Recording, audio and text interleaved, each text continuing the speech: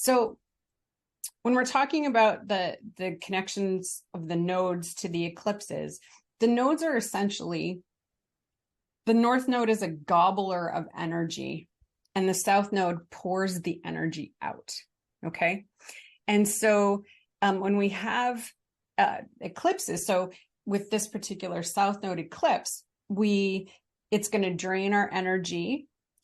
We don't want to try to bring stuff to us at this time because that's not what it's for, and it tends to then attract negativity. Even though the north node is going to attract, the problem is you don't know what it's going to attract. It's extremely unpredictable, and it'll always attract too much. Right. And so it's like whatever you think you want, it's kind of like the genie and the three wishes, how it's like it's going to be the thing you ask for, but the worst and a lot of it, like, and hard to get rid of. And so eclipses are always about getting rid of, purging, clearing, and that kind of thing. So in general, eclipses are malefic events for the sun and the moon. And those that happen during the new moon phase are always solar, and those that fall on the full moon are always lunar eclipses. And they generally occur in pairs. Sometimes they can be, there can be more than two, just depending on, where the sun and the moon hit the nodes at. This particular one is a pair, and we'll get the second one on October 28th, although not in the same signs. So this time we're in Libra, and the next time we're going to be actually in Taurus. So we don't get an Aries eclipse in this eclipse season, although we'll be by the Aries node. And so Rahu is the north node, the dragon's head. And as I described, it's about consumption, this never-ending hunger. Nothing is ever enough. Kind of a little bit like we talked about with Pluto. It's this, endless hole of desire, and so that it's constantly looking for its other side, its tail, which got cut off. And then K2, the south node, symbolizes the release or the letting go, and is a lot like Mars and Scorpio or Pluto in that, the cleansing and the getting rid of and the, pooping, figuratively or literally, are part of that K2 energy. And both of them, like I said, represent too much excess, also unpredictability. And, over time and through history, they've been connected to bad omens. So one of the things that I had mentioned before last month, actually, is that all of the moon phases happen in families, and over about 26 months. I think it's about 26 months. And so it's when you get a new moon, and then a first quarter moon, and then the full moon, and then the last quarter, close to the same degree of the zodiac. And so what happens is that they tell a story. They have a potential to tell a story. And so sometimes you can go back and sort of see where in that cycle you are, and perhaps what started at the new moon that's connected to where you're at. I have a scan of the list, so I'll bring that up after. But it's this eclipse is actually the beginning of the cycle. It's the first one in this series. And then the eclipse at the end of the month is actually the full moon in that cycle, so it's farther down. So we're going to talk the remediations, which is what the slideshow really is for. So some of the ideas are, clean, purge, organize. So there's lots of reference when you go and you look at other people's ideas, the Marie Kondo, go and organize your space and get rid of what doesn't bring you joy, that whole idea. Because if you ever read Caitlin Kopak from Sphere and Sundry, she's a mage, she talks a lot about how the nodes, and especially K2, hate dirt, hate mess, hate, and so the practical way to deal with that is just clean and get rid of stuff, and that's going to keep K2 happy. So purify.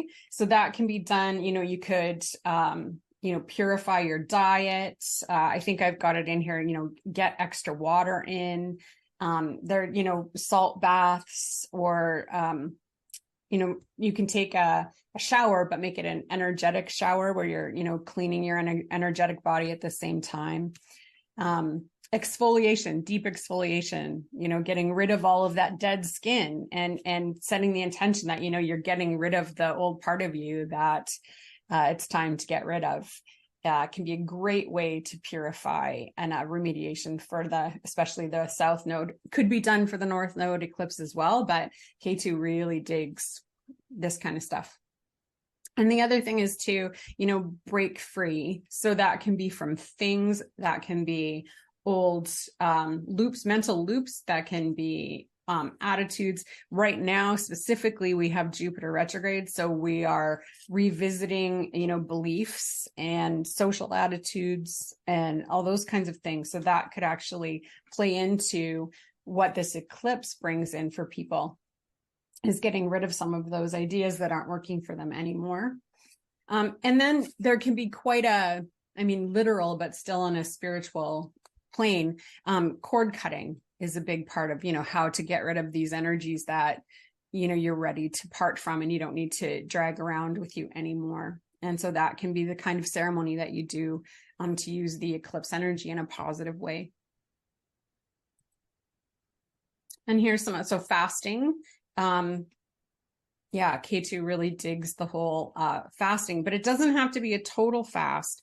It can be just getting rid of all of the junk and just going on a pure food diet during the eclipse season. Even just getting rid of sugar. And it's funny because that's such a Venus and Virgo thing too, cleaning up the diet. So it's interesting that there's these parallels between what we have going on with the other planets and some of the things that go with this eclipse. And then I have included here the mantras for Rahu and Ketu. In my newsletter, I actually have the links where you can go and see, and she does it 108 times, which is the number for the nodes. And so she does it in the Jyotish. So if you're interested in doing the mantras, the video for that will be in the newsletter. The stones for Rahu are hessonite. Catherine, do you know what that is? Hold please.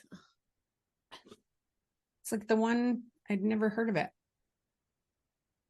My cat is stressed out. He's eating the yoga brick. I just noticed. My cat chews up the yoga brick whenever he's stressed out. Okay. Big book of stones. Oh, cool. So that, as you see underneath, like the color especially for Ketu is black.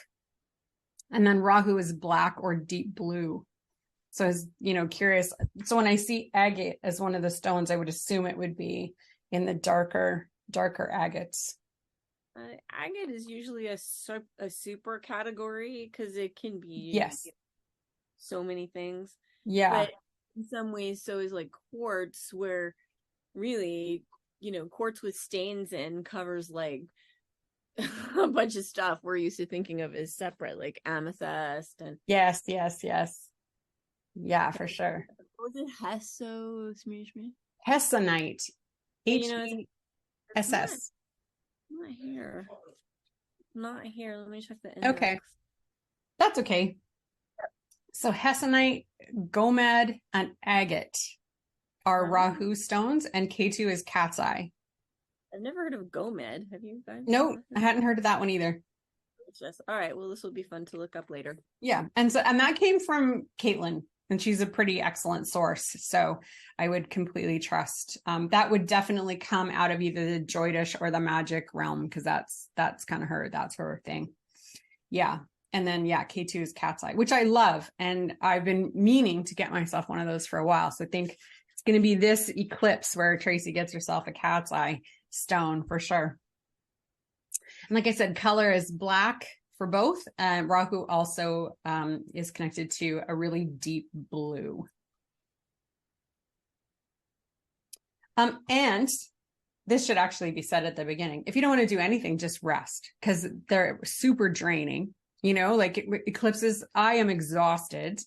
And as we get closer to Saturday, it's not getting better. It's definitely, I feel it creeping up on me. So I have a lot of plans to purge Saturday, but I think I'm probably just going to end up sleeping the whole damn day away. I'm okay with that. But yeah, it's, the thing is that, and one of the reasons why Judith Hill does so much writing about the nodes is they're really connected to health stuff. And anytime you have some kind of contact to your south node or the south node to your chart, there can be a huge drain on your chi and on your vitality. And so the fact that they drain the eclipses drain you, and especially south node, is not surprising. And it's the kind of thing when a node drains you, it's that kind of stuff that you don't always get that energy back 100%. It always takes a bit that you don't get back. And so, the more you can rest and not let it happen, the better off that you are, to really honor that and don't push yourself beyond, what you've got. And so one of the things that could be really important is to do some kind of meditation or grounding or breath work, just to really honestly see where your energy level is at, because sometimes I know this, I'm definitely guilty of this, where I get really frazzled and start living in my head and not in my whole body. Right. And I don't actually know where my energy is sitting at. So all day I was exhausted. And then before I came on here, I sat and I made stew. That's another way to ground, is to eat root vegetables, right? And the minute I actually ate that and came back into, on the ground, I was like, oh, I'm not as tired as I thought I was. My brain is tired, but my body's actually okay. And so, to kind of do some kind of grounding first to see where you're at and be honest with yourself. And then if at that point rest is what you need, then do it. But otherwise, you go from there. Also, we're always talking about the moon when we're talking eclipses, and the moon is connected to water. And because the moon energy and the sun energy are being blocked, one of the remediations is to make sure you get extra hydration. That also, that connects into the purification too, but it's also a direct way to honor the moon and make sure that you are keeping that moon energy built up, is to make sure you get lots and lots of water. Judith Hill talks about magnetized water. If you're interested in going to look for that, I have no idea. She said that was an excellent, because the way she described it, the eclipses throw off the Earth's magnetic field a little bit. And so for us to drink the magnetized water can be really helpful. And then, so high chi producing foods. And so she says anything, fruits and vegetables that are raw, are going to be high chi producing. But I did a quick Google search and there's lots of information on it. And root vegetables is in there. Meat, actually, I was shocked, but meat is a high chi producing food. Legumes, cherries, sweet potatoes, anything. They said one of the easiest rule of thumb for this is red and warm are almost always going to be chi producing foods. So, anyways, like I said, that was really easy to Google. So if you wanted to look at that and see, what's that? Borscht. Well, that I was just gonna say, I literally I got my beets and all my meat and everything in my fridge that I ordered I got this morning, so that I can make borscht this weekend. So it's like, I just burst out laughing when I was reading the list. I'm like, apparently Tracy's on the right wavelength and she wants to build up her chi energy. So yeah. This time of year for me, though, in general, I really, really want stews and soups and root vegetables. And that really helps me through this transition in the fall. So, but yeah, I will definitely get on the borscht this weekend while we have the eclipse going on. But yeah, borscht is an excellent red, warm food, right? For sure. And then, of course, we have the don't do's. So get your crystals and rocks out of the windows. You don't want them in eclipse energy. So it's not a time to charge them. It's not a time to set intentions that are related to abundance or attracting things, that it's not going to be helpful or productive. And then also don't push yourself past your energetic limits. If you're on this note, like when we're talking about energetic boundaries, don't put yourself in situations where you know somebody who's really good at sucking up your energy, because we're a little bit more porous during an eclipse, you know. So some of the other things I was reading about things to do were sit and do an energetic protection meditation, you know, for exactly this reason, because we are more porous at this time. For myself, I know I try to always during the eclipse do an exfoliating shower. I don't have a good bathtub in my house, so you know, the soaking doesn't make me happy. But I can, you know, take a really good hot shower and do an exfoliation and do my whatever intention that I set for that, and extra water. Those are my two always. I do almost always try to get rid of one thing so that I can say, look, I made space. And you know, it's kind of the least I can do, but at least I feel like I did something. And yeah, this time will be the first time that I'm really purposefully looking at the food and what I put in me. So it'll be a new one. So I'm kind of excited. So that is the end of our PowerPoint. Quick, short, easy. Nice. So while I have this up, I was going to show you. Okay, so here's a list of the foods. Can you see this? Yes. Okay, so lentils and legumes, all grains. So that was also surprising to me. There's cherries, coconut, dates. Now, a lot of these, and I don't know that this is from an acupuncture website. I went through and I found 4 lists that were all really, really similar. But what's interesting is that a lot of these are moon foods. So that's kind of fascinating. So miso soup, bone broth. I don't know. I have to look up what adaptogen herbs are. I'm not sure what falls into that category. Pumpkin and squash. So orange and warm. Pumpkin pie, I'm sure would fit into that category if you're into that. I hate pumpkin pie, but I know people who love it. So fruit, vegetables, royal jelly, mushrooms. Another thing that I'm obsessed with lately, mushrooms, which I normally like, but I cannot get enough of them. Loganberries, grapes. Now, grain beverages. So this is another thing too. I know that I've learned I don't do this, but if you need to ground yourself really quickly, they say the fastest way to do it is beer. Fastest way to get into your body is a glass of beer. Huh. Yep. And this was all these body workers saying it. And they were like, yeah, the very, very quickest way to get into your body. And the darker the beer, the better. I was going to say, Tracy, that, like lentils and legumes, they're also really high in iron. So maybe that's why they're included in the list. And then I'm a little bit surprised by the meats that it doesn't say, like, besides the ham, the goose maybe is considered a dark meat as well, but red meats, because they're higher in iron as well. Yeah. So, yeah, for sure. And that would relate, just from a nutrition perspective, relates back to if you're low in iron, it'll boost your energy for sure. And then I'm not entirely sure about root vegetables, but I do know lentils and legumes, they are a bit higher as well. Well, I know beets are really high in iron. They're on the top 5 list of things to add if you are, and spinach if you're low in iron. Yeah, for sure.